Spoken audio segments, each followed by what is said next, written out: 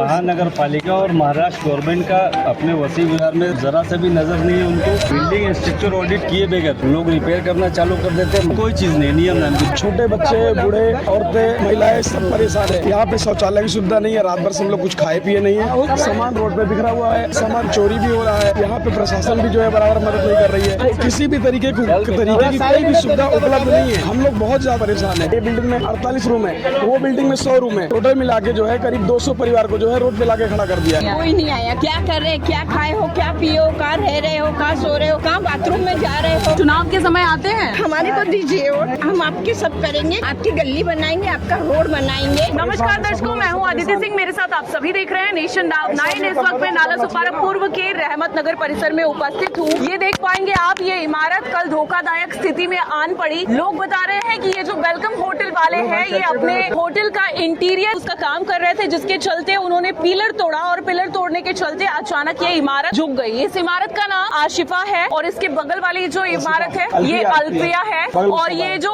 Green colour का आपको देख रहे हैं, ये अंडर रिपेयरिंग जो है, इसका नाम सबा है। ये आशिफा इमारत पर जो काम चल रहा था, अंदर जो होटल मालिक जो काम कर रहा था, जिसके चलते आशिफा धोखादायक आई, क्योंकि इमारतें सटी हुई है एक दूसरे से। अल्फिया और शबा आशिफा इमारत से सटी हुई है, इसके चलते उन इमारतों पर भी धोखा आ गया। इस वक्त हमारे साथ यहाँ के रहवासी है जो अब अचानक से सड़क पर आन पड़े हैं। आए दिन जिस तरीके से वसई विरार में घटनाएं देखने को मिल रही है, इमारतें तोड़ी जा रही या खुद ब खुद गिरने की स्थिति में आ जा रही है, जिसके चलते जो परिवार है, जो रहवासी है, वो अचानक से सड़क पर आ जाते हैं। जिसके चलते आप देखेंगे तो यहाँ पर तमाम सामान लेकर लोग, ये महिलाएं अपने बच्चों को लेकर बैठी हुई हैं और काफी परेशान हैं कि कल तक वो अपने घर में थे और आज अचानक ये स्थिति आ जाएगी, ऐसा उन्होंने सोचा भी नहीं था। अब ऐसे में क्या कुछ कहते हैं लोग, बातचीत करेंगे। क्या कहेंगे सर, यहाँ पर जो स्थिति बनी है इस पर क्या कहेंगे आप? इसलिए कहेंगे कि महानगर पालिका और महाराष्ट्र गवर्नमेंट का अपने वसी विहार में जरा से भी नजर नहीं है उनको। बिल्डिंग स्ट्रक्चर ऑडिट किए बगैर लोग रिपेयर करना चालू कर देते हैं। महानगर पालिका से अनुरोध है कि किसी भी बिल्डिंग को रिपेयर होने से पहले स्ट्रक्चर ऑडिट किया जाए, मालूम पड़े कि क्या काम करना है। नियम नाम की कोई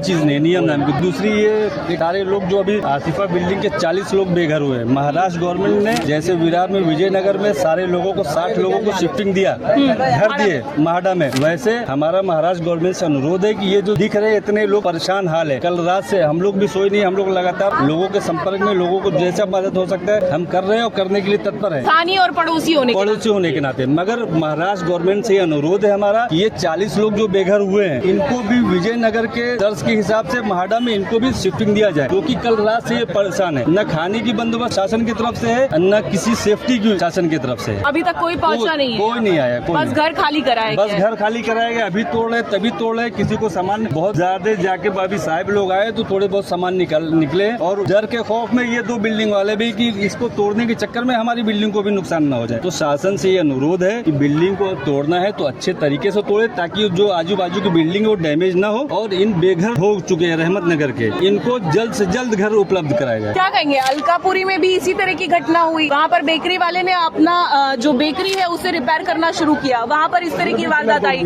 पिलर तोड़ने की वजह से। वही इंसिडेंट्स यहाँ भी आ रहा है, बार बार इस तरह की घटनाएं आ रही है, उसके बावजूद आंखें नहीं खुल रही। तो ये नगर पालिका की लापरवाही है। जब स्ट्रक्चर ऑडिट का इन्होंने नोटिस दिया है तो बिल्डिंग के पास आके उनको सामने खड़े होकर स्ट्रक्चर ऑडिट करना चाहिए और एक इंजीनियर अप्रूव करना चाहिए कि भाई तुम किस तरह से काम बिल्डिंग का करो, ताकि ये घटना दोबारा न हो।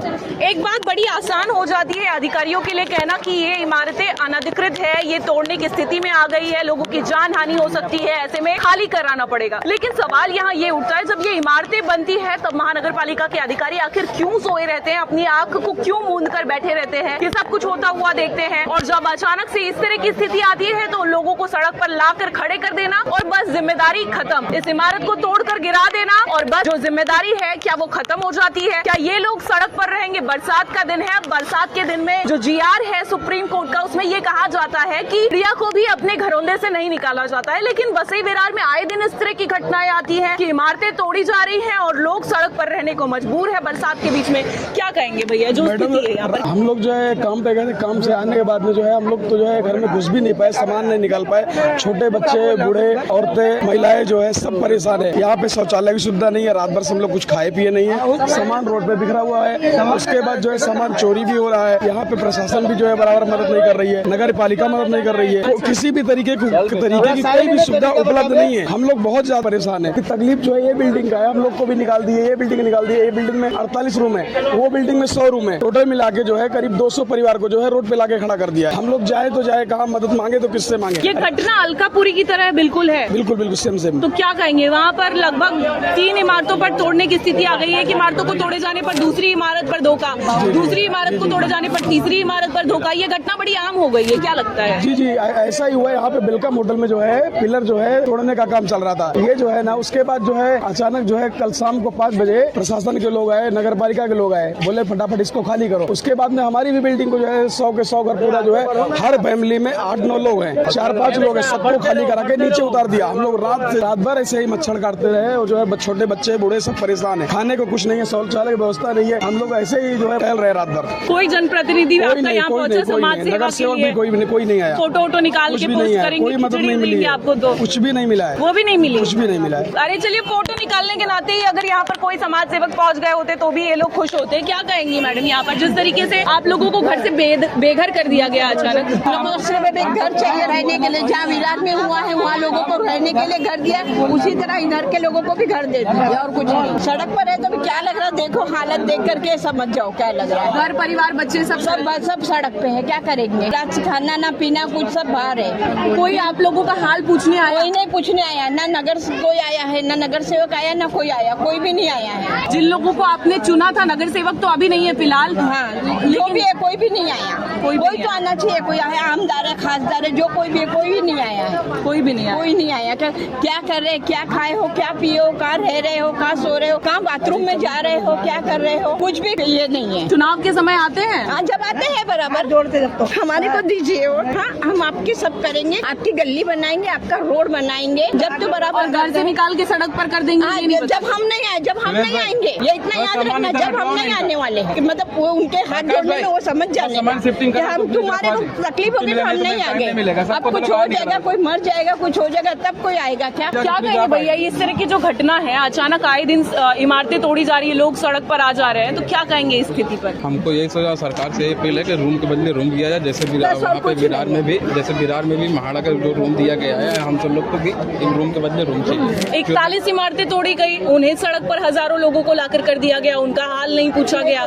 इसके बाद अलकापुरी में इस तरह की घटना हुई, उन्हें सड़क पर लाकर छोड़ दिया गया। तो इस तरह की जो घटनाएं आ रही है, हाल ही में चुनाव होने वाले हैं, उनको भी तो कुछ आना चाहिए, उनको भी देखना चाहिए हमारे यहाँ कैसी स्थिति कैसा क्या है। आने वाले टाइम पे वो भी आएंगे तभी तो होगा, कुछ भी ऐसा हो सकता है ना।